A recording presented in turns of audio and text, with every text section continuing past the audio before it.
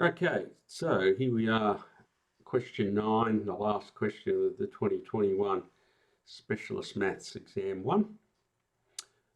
There'll be 3 videos here, one for Part A, one for Part B, and one for Part C. All right, the information that relates to the question. We've got 2 vectors, R and S, and they are position vectors of particle A and B respectively, and T is between 0 and some positive real number. All right, so we've got to show something, and we've got to show the Cartesian equation of particle A is x plus 1 squared on 16 plus 3y squared on 4 equals 1. Okay, so particle A, that's this vector R, and so we've got an I component and a j component, and so for the I component, that's the x, and so x is negative 1 plus 4 cos t. The y component, that's the j, and that's 2 on root 3 sine of t. All right, so what we've got to do is we've got to eliminate our parameter t, and so you'll notice you've got sine and cos here. So to eliminate that, we're going to use sine squared t plus cos squared t equals 1. All right, so first of all, rearranging, so x plus 1 on 4 is cos t, and over here, root 3 y on 2 is sine t. All right, now we've got to square those things.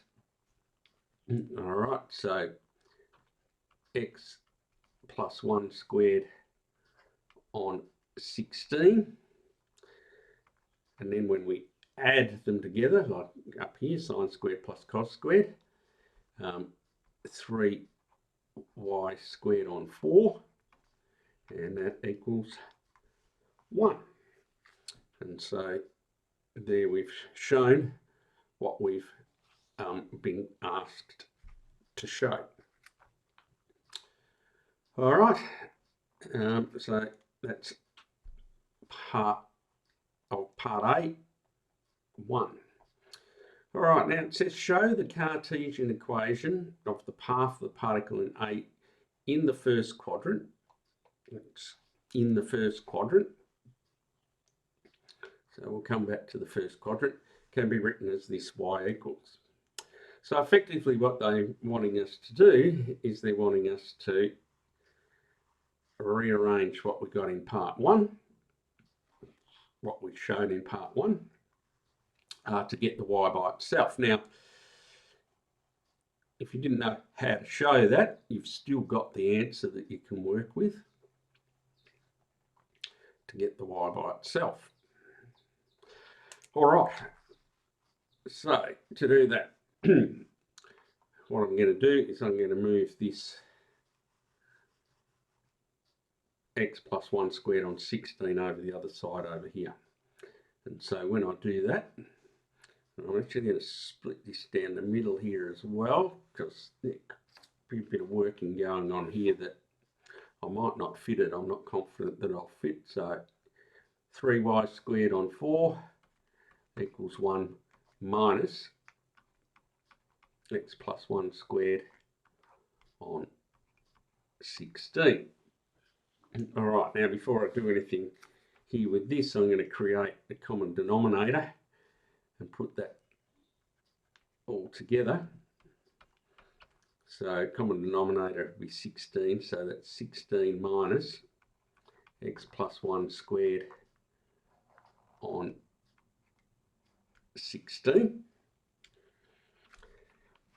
All right, and so the next thing that I can do here is expand this. So before I do anything else, if I expand this, I get 16 minus x squared plus 2x plus 1, all on 16.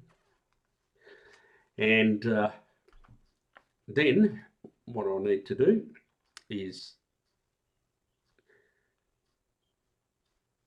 then put that together on our numerator. So I've still got my 3y squared on 4. All right, so 16 minus 1 is 15. And it's minus x squared minus 2x plus 15.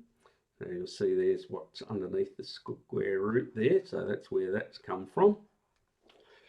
All right, the next bit is to get the y squared by itself, so I can do that by, and I'm going to do at the same time, I'm going to multiply both sides by 4. That 4 cancels in there 4 times. And I'm going to also times both sides by 1/3. All right, and so that third and that, and so that leaves me with the y squared. On the bottom here, we've got negative x squared minus 2x plus 15, all over now 12, because that 4 times that 3. And now I want to square root both sides. Now this is where this first quadrant bit comes in, because normally we would have to take plus or minus the square root, but in this case we're told it's the first quadrant. Now the y value in the first quadrant of the Cartesian plane is positive, so we only need the positive square root, and the positive square root, negative x squared minus 2x plus 15. So rather than over the square root of 12, now the square root of 12 of course is 2 root 3, sorry, just a bit vague there. So the square root of negative x squared minus 2x plus 15 over 2 root 3. And so now I'm going to multiply top and bottom by root 3. And when I do that, I get y is root 3 on top. On the bottom here, root 3 times root 3 is 3 times that 2 there is 6. So there's our root 3 on 6. And then, of course, we've got our square root there of negative x squared minus 2x plus 15.